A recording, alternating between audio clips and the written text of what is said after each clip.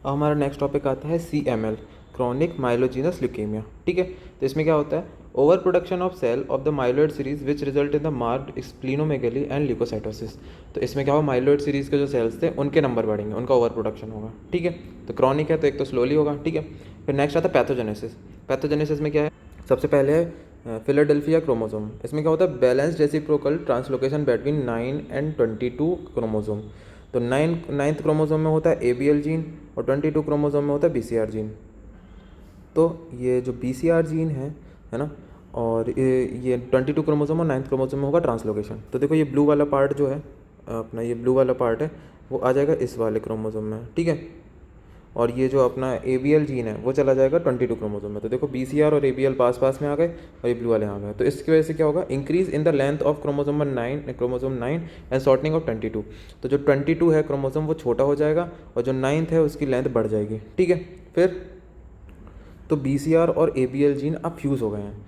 तो जो ABL gene था वो प्रोटोन को जीन है और BCR के फ्यूज़न से वो अब ऑन को जीन में कन्वर्ट हो गया है। ठीक है, तो क्या होता है देखो, BCR और ABL दोनों मिल गए तो वो क्या बनेंगे, BCR ABL फ्यूज़न जीन बन गए। ठीक है, उससे क्या बनेगा, BCR ABL ऑनकोप्रोटीन बनेगा।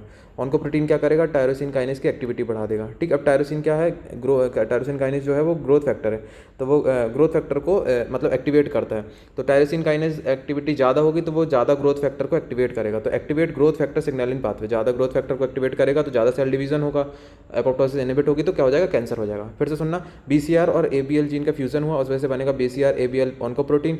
फिर वो क्या करेगा, टायरोसिन काइनेज एक्टिविटी को बढ़ा देगा। फिर उससे क्या होगा, वो एक्टिवेट करेगा ग्रोथ फैक्टर सिग्नलिंग पाथवे को एक्टिवेट कर देगा, जैसे कि सेल डिवीजन जब ज़्यादा होगा और एपोप्टोसिस इनहिबिट होगा। ठीक है, तो ये है पैथोजेनेसिस। फिर नेक्स्ट आता है क्लिनिकल फीचर।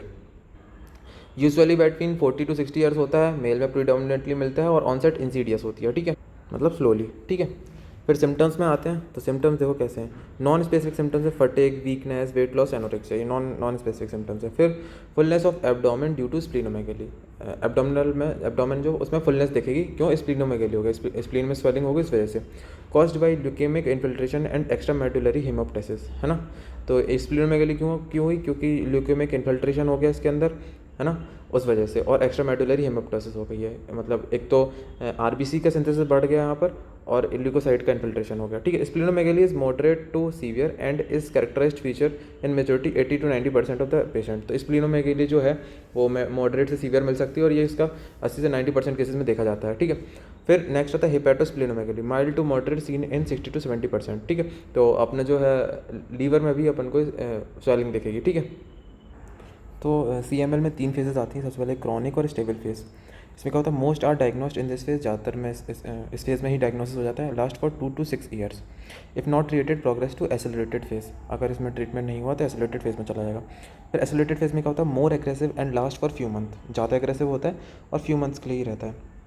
माइलोब्लास्ट सेल का जो नंबर होता है वो 10 to 19% होता है ब्लड में। परसिस्टेंट थ्रोम्बोसाइटोपिनिया रहेगा। मेगा कार्योसाइट इनफ्लोरिफरेशन होगा इस स्टेज में। परसिस्टेंट स्प्लीनोमेगेली रहेगी, स्प्लीनोमेगेली तो है ना। फिर लास्ट स्टेज आती है ब्लास्ट और क्राइसिस फेज। इसमें क्या होता है, resemble acute leukaemia. Acute leukaemia से मतलब क्या है कि इसमें माइलोब्लास्ट का नंबर और बढ़ जाएगा। पुअर प्रोग्नोसिस, अगर इस स्टेज तक पहुँच चुका है, इस फेज तक पहुँच चुका है CML, तो बहुत पुअर प्रोग्नोसिस है, अब बचने के चांसेस कम रहेंगे पेशेंट के। ठीक है, फिर नेक्स्ट आता है लैब डायग्नोसिस। तो लैब डायग्नोसिस में पेरिफेरल स्मेयर से शुरू करते हैं। RBC जो रहेगी उसमें नॉर्मोसिटिक नॉर्मोक्रोमिक अनीमिया दिखेगा। ठीक है, फिर WBC में ल्यूकोसाइटोसिस, जिसका नंबर है मोर देन 1 लाख से ज़्यादा होगा पर millimetre cube. Neutrophils, myelocyte, basophil, eosinophil सबके नंबर बढ़ जाएंगे। ठीक है, फिर platelets range from normal to thrombocytosis, जो है पहले जो प्लेटलेट्स का नंबर है नॉर्मल टू थ्रोम्बोसाइटोसिस, मतलब नंबर उसका बढ़ भी सकता है और नॉर्मल भी रह सकता है।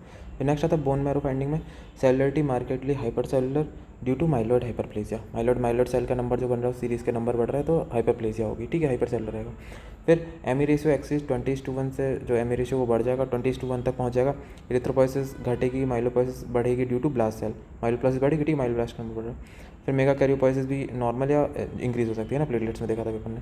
फिर नेक्स्ट आता है जो बहुत ही इंपॉर्टेंट फीचर है, sea blue histiocyte, scattered macrophage with abundant wrinkled green blue cytoplasm देखेगा, जिसको गॉचर लाइक सेल्स भी बोलते हैं। ठीक है, ये सी ब्लू हिस्टियोसाइट अपन देखते हैं अभी। फिर नेक्स्ट आता है बायोकेमिकल फाइंडिंग में। तो बायोकेमिकल फाइंडिंग में serum uric acid, serum LDH बढ़ा हुआ मिलेगा, ठीक है।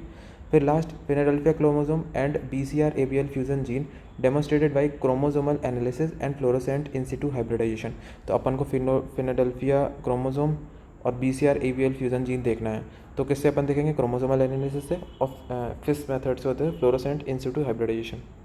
तो देखो अपन को ऐसे दिखेंगे सी ब्लू हिस्टियोसाइड, ठीक है। देखो ये पीछे दिख रहे हैं, ये दिख रहा है सी ब्लू हिस्टियोसाइड, है ना, ये है, ठीक है।